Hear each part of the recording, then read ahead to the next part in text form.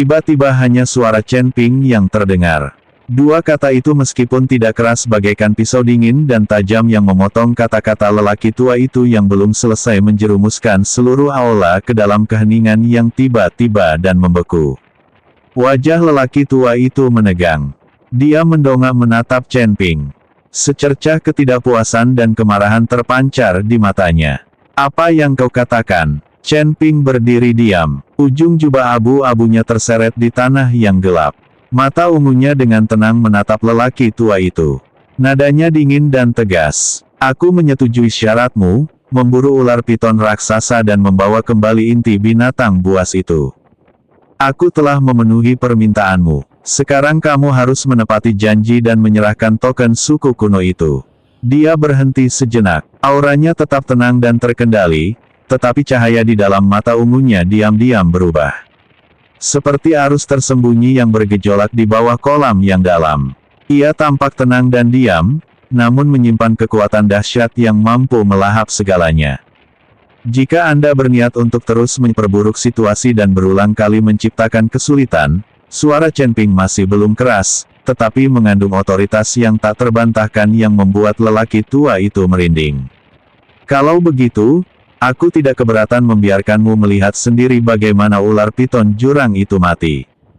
Begitu kata-kata itu keluar dari mulutnya, aura Chen Ping tiba-tiba menjadi gelap. Aura itu bagaikan samudera purba yang tiba-tiba bergejolak dengan gelombang menjulang tinggi. Sumber kekacauan berwarna abu ungu itu tidak lagi tertahan, tetapi menyebar seperti matahari abu ungu yang tiba-tiba terbit menyelimuti seluruh gerbang Chenxi. Pola-pola kuno ilusi dan nyata di dinding itu bergetar hebat saat bersentuhan dengan AA ini. Berputar liar seperti jaring laba-laba yang diterpa angin kencang tak terlihat. Mengeluarkan suara dengung yang tajam seolah-olah akan runtuh kapan saja. Rune-rune di dinding lantai dan kubah aula menyala terang secara bersamaan. Mereka mencoba melawan tekanan yang tiba-tiba dan menakutkan ini, tetapi tekanan itu terlalu berat, terlalu mendominasi. Seolah-olah beban seluruh dunia telah menghancurkan mereka dalam sekejap itu. Meja giok hitam panjang itu berderit karena bebannya dan retakan halus muncul di permukaannya. Dua kultivator parubaya di belakang lelaki tua itu berwajah pucat. Kaki mereka sedikit tertekuk tanpa disadari dan butiran keringat dingin muncul di dahi mereka. Bahkan pernapasan mereka pun menjadi sangat sulit. Ekspresi lelaki tua itu berubah total pada saat itu.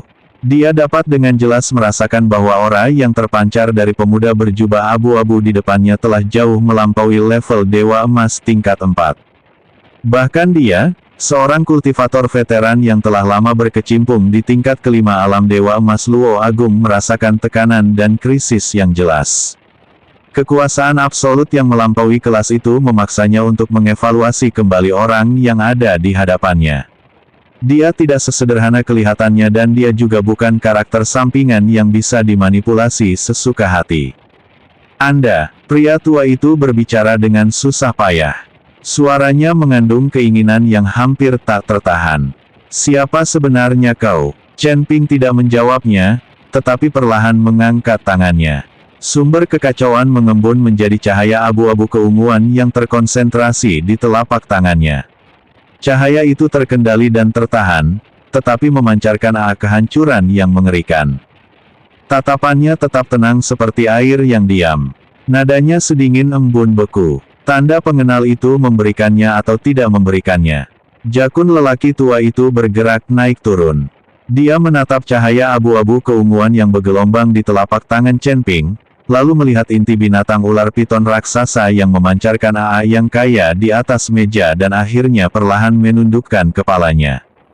Dia menghela napas panjang. "Sudah siap, ambillah." Dia mengangkat tangannya dan mengeluarkan sebuah koin kecil berwarna abu-abu gelap seukuran telapak tangan dari lengan bajunya. Sebuah lingkaran cahaya samar mengalir di permukaan koin itu dan tepat di tengahnya terukir pola virtual dan nyata yang identik dengan pola di tebing Cold Crowage. Dia perlahan meletakkan token itu di atas meja giok hitam dan mendorongnya ke depan Chen Ping. "Ini adalah token klan kuno Xuanming. Pemegang token ini berhak memasuki pameran dagang alam rahasia. Kau jaga dirimu baik-baik." Chen Ping mengulurkan tangan dan mengambil token itu. Saat ujung jarinya menyentuhnya, aura hangat hukum meresap ke dalam tubuhnya melalui telapak tangannya. Sangat cocok dengan karakteristik klan kuno yang telah ia rasakan di dinding batu punggungan gagak dingin. Dia mengangguk sedikit, memasukkan token itu ke dalam lengan bajunya. Dan pada saat yang sama, tekanan kacau berwarna abu ungu yang luar biasa di sekitarnya surut sepenuhnya seperti air pasang yang surut kembali ke keadaan tenang dan terkendali. Seolah-olah penindasan yang mencekik barusan hanyalah ilusi. Dia tidak mengucapkan sepatah kata pun, berbalik dan berjalan menuju pintu aula. Xuan Zhenzi dan Jiang Xuelan mengikuti dari dekat. Langkah kaki mereka bergema di koridor yang dalam tanpa terburu-buru dan dengan ritme yang tenang dan penuh tekad. Barulah ketika pintu gelap tertutup sepenuhnya di belakang mereka bertiga, tubuh lelaki tua itu tiba-tiba terkulai di kursinya. Lapisan tipis keringat dingin mengalir dari dahinya. Dia tampak sangat kelelahan, seolah-olah baru saja selamat dari pertempuran hidup dan mati. Dua kultivator parubaya di belakangnya ambruk ke tanah. Wajah mereka pucat pasi terengah-engah. "Tetua," kata seorang kultivator parubaya, suaranya bergetar. Cukup lelaki tua itu melambaikan tangannya. Cahaya yang kompleks dan sulit dipahami berputar-putar di matanya yang berkabut. Suaranya serak dan rendah. "Jangan bertanya lagi. Mari kita berpura-pura. Kejadian hari ini tidak pernah terjadi." Di luar gerbang Sensi, Chen Ping berdiri di jalanan abu-abu gelap, memegang tanda pengenal klan kuno di tangannya. Mata ungunya memantulkan penghalang kabur di atas langit dan cahaya serta bayangan yang perlahan menggelap di kejauhan. Xuan Zhenzi berhenti di sampingnya, mengelus janggutnya dan berkata dengan suara rendah. "Akhirnya dapat juga. Selanjutnya adalah pameran dagang alam rahasia." Chen Ping mengangguk sedikit, memasukkan token itu ke dalam cincin penyimpanannya dan memandang cakrawala abu-abu yang samar-samar terlihat di kejauhan. Suaranya mantap dan tegas. "Iya. Langkah selanjutnya, giok pemutus jiwa Suantian." Malam itu gelap gulita seperti tinta. Pekat seperti jurang kuno yang telah hancur sepenuhnya menutupi daratan dalam radius 10.000 mil dari kota kuno Suaning. Gerbang kayu cendana gelap berukir indah di gerbang Sensi perlahan menutup di belakang mereka bertiga. Panel dan kusen pintu yang berat saling bergesekan menghasilkan bunyi gedebuk tumpul dan berat yang benar-benar mengisolasi bagian dalam dari bagian luar. Sebelum gema di koridor benar-benar menghilang, lelaki tua berambut putih yang sebelumnya menerima ketiga orang itu dan bertanggung jawab atas urusan luar Sensi yang pun muncul. Tubuhnya terasa seolah seluruh kekuatan dan energinya telah terkuras seketika dan dia terkulai lemas di kursi giok hitam itu. Butiran keringat dingin menetes di alisnya yang berkerut dalam membasahi rambut putih di pelipisnya. Akhirnya cairan itu mengembun menjadi setetes es yang jatuh dengan keras ke inti ular piton raksasa di atas meja yang benar-benar tembus pandang dan berkilauan dengan cahaya merah tua purba. Patah. Suara yang sangat lembut dan jernih. Namun suara itu menghantam pikiran lelaki tua yang tegang itu seperti guntur. Mata tuanya yang sayu dan redup tertuju pada inti binatang ular piton jurang yang masih utuh di atas meja. Matanya dipenuhi lapisan kengerian, kebencian, dan ketakutan yang tak terkendali, serta sedikit kebingungan dan kompleksitas yang belum pernah dialaminya dalam ribuan tahun terakhir. Ular piton jurang telah bersarang di tanah terlarang jurang dingin klan kuno Suaning selama ribuan tahun. Tubuh fisiknya sangat kuat dan sisiknya dapat menahan kekuatan ilahi bawaan dari Dewa Emas Luo Agung tingkat 5. Napasnya yang dingin dan lembab dapat membekukan hukum dan menyegel kekuatan spiritual. Klan kuno Suanming mengirim 3 kelompok kultivator elit untuk mengepung mereka, tetapi semuanya kembali dengan tangan kosong. Bahkan kehilangan 2 tetua klan. Pada akhirnya mereka hanya bisa menetapkan wilayah itu sebagai daerah terlarang dengan hadiah buronan di kepala mereka sehingga memungkinkan mereka untuk menduduki daerah terlarang dan menimbulkan kekacauan. Namun binatang buas yang ganas ini yang bahkan para elit klan kuno pun tak berdaya melawannya justru dibunuh oleh seorang pemuda yang mengaku sebagai kultivator sesat dari alam bawah dan yang kultivasinya hanya berada di tingkat ke-8 alam abadi emas hanya dalam waktu 3 hari meninggalkan inti binatang buas yang utuh dengan asal-usulnya yang masih alami dan esensinya yang sempurna. Yang lebih mengejutkannya adalah ledakan tekanan kacau yang tiba-tiba di saat-saat terakhir. Ketika aura abu-abu keunguan itu menyapu seluruh area susunan kuno dan ilusi gerbang Chenxi yang telah berakar selama ribuan tahun bergetar hebat dan rune kuno yang tak terhitung jumlahnya yang telah beredar selama ribuan tahun menjadi redup dan tidak stabil hampir runtuh. Bahkan tingkat kultivasinya sendiri sebagai Dewa Emas Luo Agung tingkat 3 langsung ditekan dan hati daulnya membeku sesaat. Itu bukanlah fondasi yang seharusnya dimiliki oleh kultivator Dewa Emas dan juga bukan kekuatan yang dapat ditampung oleh sistem kultivasi utama di surga ke-22. Setelah sekian lama, lelaki tua itu akhirnya pulih dari guncangan hebat tersebut dan anggota tubuhnya yang kaku perlahan-lahan kembali merasakan sensasi. Ia tiba-tiba berdiri, menyandarkan dirinya di atas meja dan dengan cepat mengibaskan lengan bajunya yang lebar dan polos dengan tepat menyimpan inti ular piton raksasa yang sangat berharga itu ke dalam artefak penyimpanan pribadinya. Tanpa berani menunda sedetik pun, ia melangkah cepat melewati koridor batu biru. Lentera perunggu yang tergantung di kedua sisi koridor bergoyang lembut tertiup angin. Cahaya yang berkedip-kedip membuat sosoknya yang terburu-buru tampak memanjang. Langkah kakinya yang berat dan panik bergema di seluruh bangunan yang sunyi mengungkapkan kegelisahannya.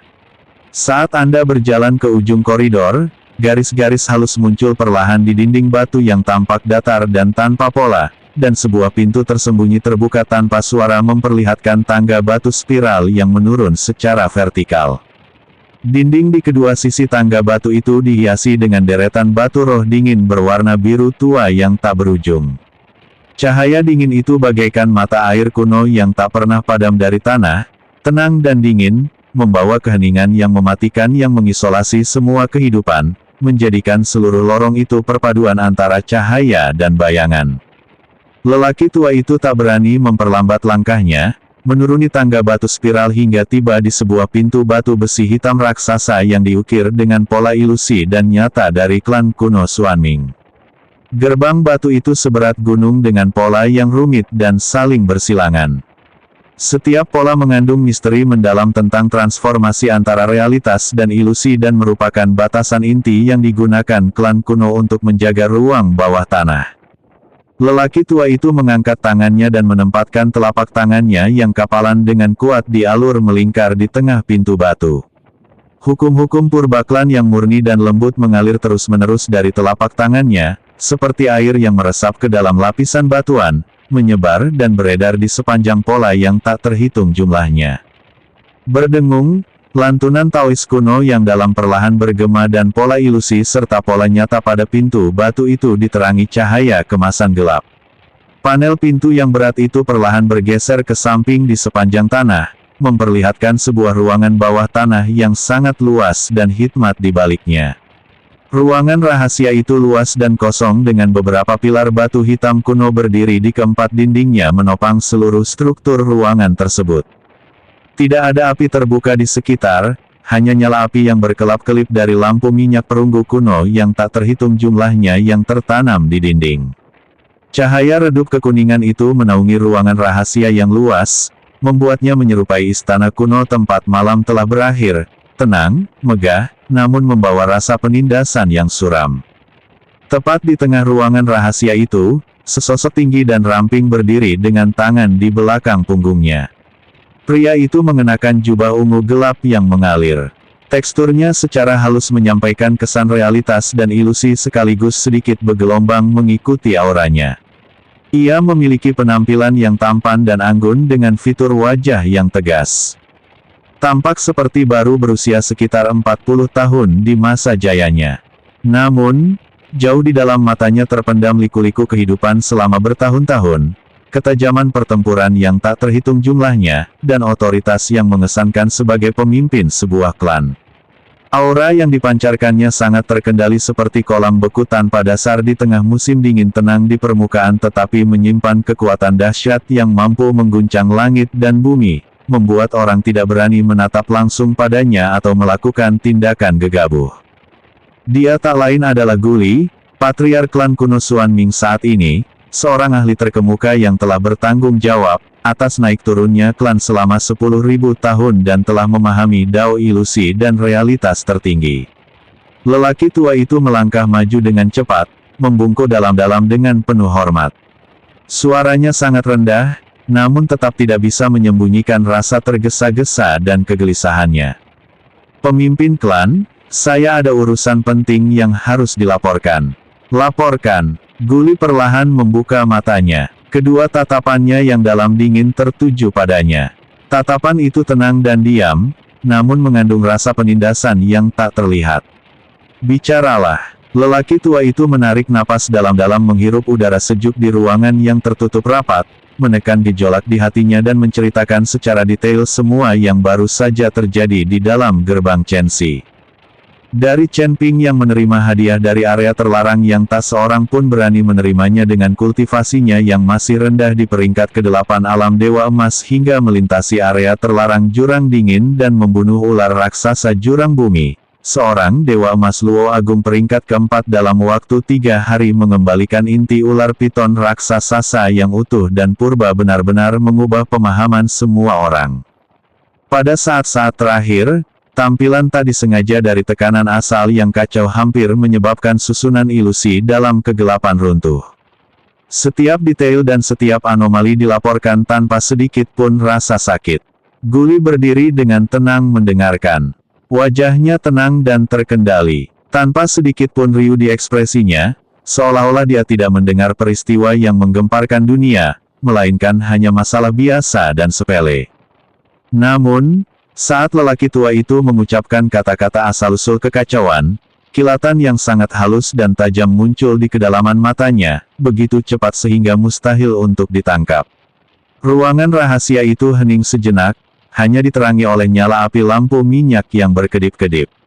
Setelah sekian lama, Guli perlahan mengangkat kakinya dan berjalan pelan di ruangan rahasia yang kosong. Ujung jarinya dengan lembut mengetuk sabuk giok bertatahkan giok hampa di pinggangnya. Dan suaranya yang dalam mengandung sedikit pemikiran dan perenungan yang mendalam.